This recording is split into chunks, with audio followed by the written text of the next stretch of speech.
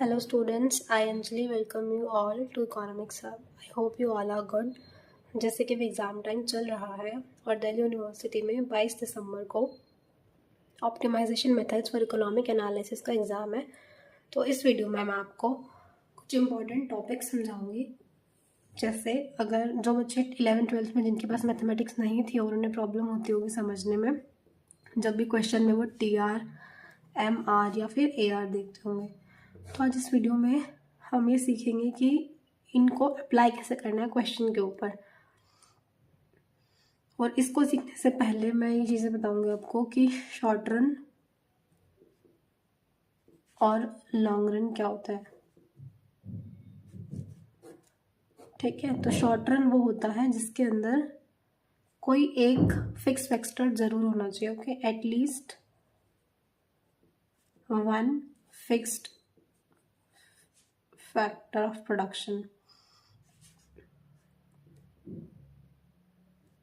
और long run में सारे वेरिएबल हो जाते हैं। ठीक है, यहाँ पर लॉन्ग रन की जब हम बात करते हैं तो here in the long run all are variable, all factors are variable. अब इसका मतलब क्या हुआ वेरिएबल या फिक्स्ड का, कि फिक्स्ड होता है कि हम उसको चेंज नहीं कर सकते, वेरिएबल में हम सब कुछ चेंज कर सकते हैं। एक एग्जाम्पल देकर बताऊँ तो अगर आपने सोचा है कि आपको एक इंस्टीट्यूट खोलना है, तो और आप शॉर्ट टर्म का मतलब ऐसे एक विद इन 1 ईयर हो गया। ठीक है, तो अगर आप छोटे समय के लिए, थोड़े समय के लिए काम कर रहे हो तो आप जगह तो बार बार नहीं चेंज करोगे। ठीक है, तो एटलीस्ट वहाँ पर जगह फिक्स हो गई, लेकिन लॉन्ग रन में वो चेंज हो सकती है। तो उसमें सारे ही फैक्टर्स क्या होता है, वेरिएबल होता है।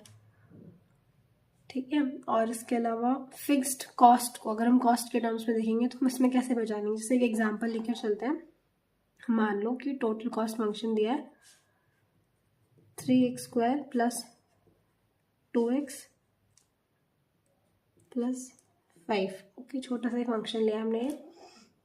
तो अगर हमें इसका मार्जिनल निकालना है तो सबसे पहले मतलब AR से देखते हैं। टोटल से अगर हम एवरेज पे जाते हैं तो एवरेज कॉस्ट कैसे निकलती है, क्वांटिटी से डिवाइड करके, यानी कि बेसिकली x है यहाँ पर। तो इसके हर टर्म को हम x से डिवाइड करते जाएंगे। यहाँ पर जब डिवाइड करेंगे तो ये 3x हो जाएगा, ये 2 और ये 5/x। ओके, और जब हमें मार्जिनल कॉस्ट निकालनी होगी तो हम क्या करेंगे, इसमें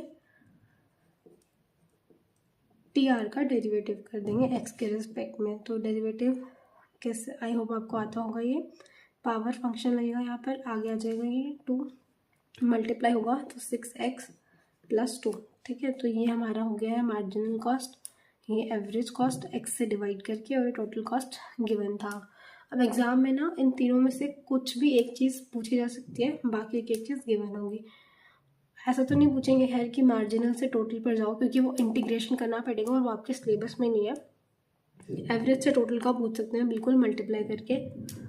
ठीक है, तो इसके अलावा एक क्वेश्चन है चियांग मैथमेटिकल बुक्स जो ड्यू में सजेस्ट की जाती है पढ़ने के लिए, उसमें 7.2 की एक्सरसाइज में क्वेश्चन है वन कि एक हमें एवरेज फंक्शन गिवन है, उसको देख के बताना है कि वो शॉर्ट रन के लिए एप्लीकेबल है या लॉन्ग रन के लिए। तो अगर आपको एवरेज गिवन होगा ना तो हमेशा ये एवरेज में मत देखने बैठ जाना कि फिक्स्ड है या फिक्स्ड फंक्शन है या नहीं है। देखो मैथ्स में हमने बचपन में भी पढ़ा है कि x वेरिएबल होता है, क्योंकि इसकी वैल्यू के साथ पूरे फंक्शन की वैल्यू बदलती है। तो यहाँ पर x इसमें भी है, इसमें भी है, तो ये सारे क्या हो गए हमारे वेरिएबल्स। इसमें कुछ नहीं है वेरिएबल, यानी कि ये फिक्स्ड है, तो ये हमारा फिक्स्ड कॉस्ट को दिखाता है। आपने पढ़ा भी होगा 11th-12th क्लासेस में कि टोटल कॉस्ट 2 कॉस्ट से मिलकर बनती है, वेरिएबल कॉस्ट और fixed cost.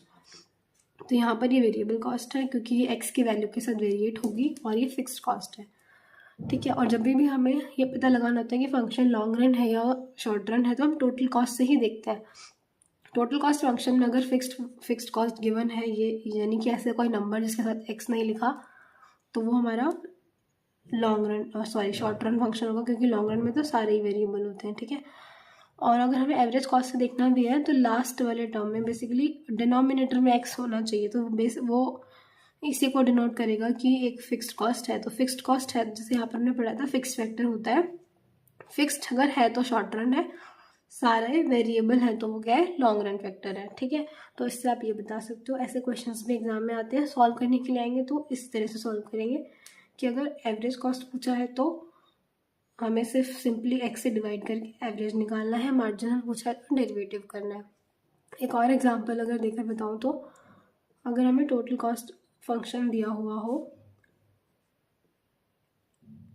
3x³ plus 5x² plus 7x plus 9, okay, तो इसका एवरेज कॉस्ट कैसे निकलेगा? सिंपली एक एक टर्म को x से डिवाइड करेंगे, 9x² plus 10x plus 7 plus 9/x, okay. और इसका मार्जिनल कॉस्ट कैसे निकलेगा? TC का हम क्या करेंगे? डेरिवेटिव x के रिस्पेक्ट में, तो ये होगा 9, यहाँ पर हमसे एक मिस्टेक हो गई, 3x² है क्योंकि हम डेरिवेटिव नहीं कर रहे हैं 5x, हमें सिर्फ x से डिवाइड करते जाना था, डेरिवेटिव नहीं करना, ठीक है। ये सब सेम रहेगा, बस x से डिवाइड करना है। यहाँ पर होगा 9x² प्लस 10x प्लस 7, ये 0 हो जाएगा क्योंकि फिक्स्ड जो टर्म होती है उसका डेरिवेटिव 0 होता है, ठीक है। तो I hope this is clear. आपको कोई भी इसमें डाउट होता है तो आप मुझसे पूछ सकते हैं। Wish you all the best for your exams.